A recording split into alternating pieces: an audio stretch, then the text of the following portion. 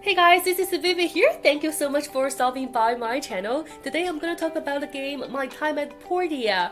I played this game on Nintendo Switch platform and I've been playing this game for a solid 55 hours. Now I feel like I've experienced this game enough that finally I'm capable to do the review right now. I'll say that I do love this game a lot. I love the mechanism and the settings of the game, and there are just so many details in the game, just so sweet and warm my heart. Although the game still has some bugs, but it doesn't matter. It doesn't affect my love of this game. Alright, today's video I'm gonna first briefly introduce the game and then list out the things that I hate and love about this game. Alright, without further ado, let's do it! The PC version of the game released earlier this year. The game officially released on consoles, Nintendo Switch, PS4, Xbox on April 16th this year. The game is developed by Passia, a China-based company, and published by Team 17. The company made Worms Overcooked and The Escapist. My Time at Portia is a single-player simulation RPG game. It's a casual, open-world farming game. This game to me feels like a combination of Stardew Valley, Harvest Moon, and Zelda.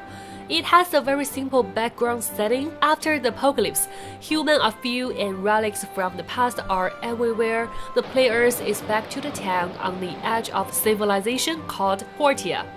The player will inherit past old workshop and try to start a new life in the town and to rebuild the town. The rest of the game are very old school. In the game, the player will need to cut trees, mining, build things, grow crops, raise animals to get money. And the players can make friends with the local and can date them and get married and even have babies. Also, the player will need to help the town to rebuild and explore the world. I feel the game is very satisfying to play because it seems to take the good things from Stardew Valley and Zelda and modify the things that I hate. Following, I'm gonna talk about those details I love and hate about this game. My first impression is the loading time is very long. It takes you about 2 minutes to fully load it to the main menu, and it will take you another 2 minutes to load the saving. And it took you some extra time to load when first time the player go outside of the house and open the handbook. But after all this, everything will be much smoother. I thought the game was crashed the first time I opened the game because it took so long to load and even the loading icon froze. But it turns out that I just need to wait a little longer. Second, the control in this game is pretty different from the other games. It took me some time to get used to the controls. That's okay, but I just hope that they can improve the tutorial or the information box because they tend to use some not very normal buttons to control and the information graphic is not very clear and easy to understand. I already got stuck at the very beginning part when creating the player's look. It made me feel very frustrated. It took me a little while to figure out that the plus button is not the arrow button. But who used those buttons to do the confirm? It seems like the tutorial is more clear on PC version, and the selection part is too hard to see. You see the outline is very light and the texts are way too small to see. The game also drains battery a lot. It gave me low battery warning even when I'm charging it. Okay, from now on, the rest of things I'll talk are the things I love about this game. 4. The game will auto-save once a day. The day will start at 7 in the morning and ends at 3 in the morning. The player will pass out at 3, but there is no punishment, so no pressure to rush back to home, not like Stardew Valley. I love this. 5. The game has no pressure at all. It doesn't have the 3-year limit like Stardew Valley. There is no hunger or no sanity like Don't Starve. The only way you game over is you die during a fight. The basic things to do here is to cut the trees, mining, fishing, and fighting. Fishing and fighting is a little tricky, but not very hard.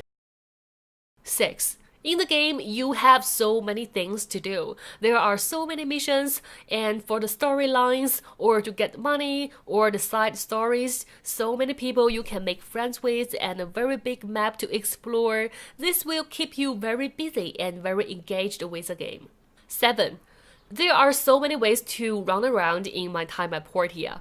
The player has endurance, just like in Zelda. You can run faster in a certain time. Later on, you can buy horses to move faster, and as the storyline developed, you can build DD stops, which is like the towers in Zelda, can help you to move from location to location.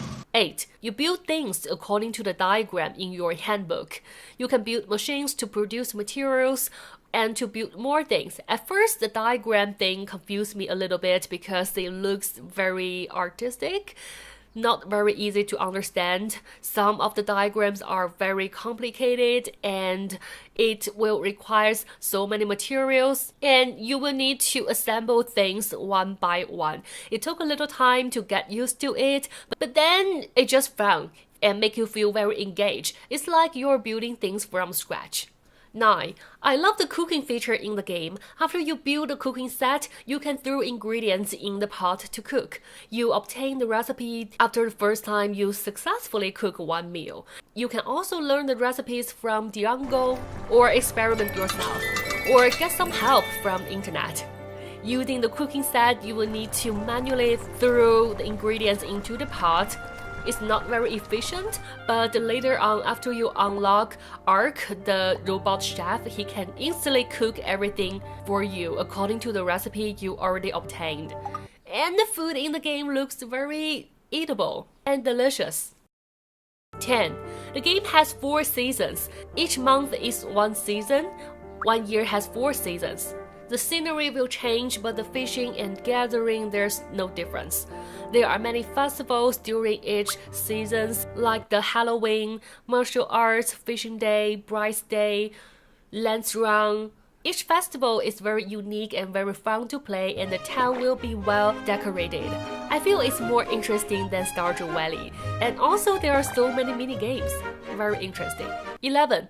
The social in this game is very complicated. Basically, you will get the relationship points when you chat with them, give them their favorite gift, or play with them. You can confess and propose to the bachelor and bachelorette.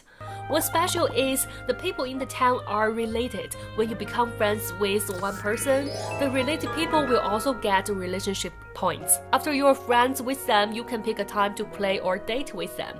There are things that you can interact with them, play some mini games or talk. Just be careful if you confess to more people and be caught when dating, they will get jealous. I haven't got that part. I haven't picked my love yet. I'm struggling with Gus and Emily and Oaks and Phyllis. And okay, stop it. And when you are friends with people, their hats will show on the map, and when you pass by them, they will start to say hi to you. And the cat and dog will follow you for a little while, and later on, they can even live in your house. I love these details. 12. The game has a very long storyline, and the stories are not nonsense.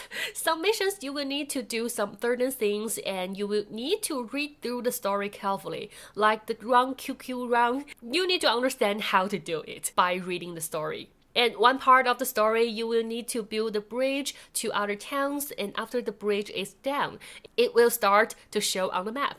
I love these details. And from the map, I can tell that I've only explored 25% of it. So it means that I have so many more to discover for this game. 13. The fighting system is crap. It's so lazy. The biggest problem is it drops frame badly at some part. I feel that I have the ability to fight, but I just cannot move because of the drop frame. Just prepare enough medicine and you're all set. 14. The game has a camera function, which means that in the game you can take selfie or group photos, and there are some certain missions that you need to take photos of certain buildings or items. It's just fun, and the photos will be stored in the albums in the game. 15. There are just so many more details I love about this game, like as its story develops, you can help to build a museum, just works like the Stardew Valley. You collect items and donate them to get rewards. Like there is a mystery man just like in Zelda, and you open the treasure box just like Zelda. And some names in the game are very interesting, like the neighbor Wang, the Lima, Panda Bat, the Hulu family, telephone stop to talk to the developers. Alright, that's it for today's video. I hope you guys enjoy it. I actually have so many more I want to talk about this game, but I just feel that today I need to stop here.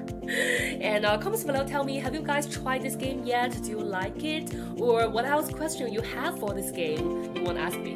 Anything. And thank you so much for your time here, and I will see you guys still in my future video. Bye.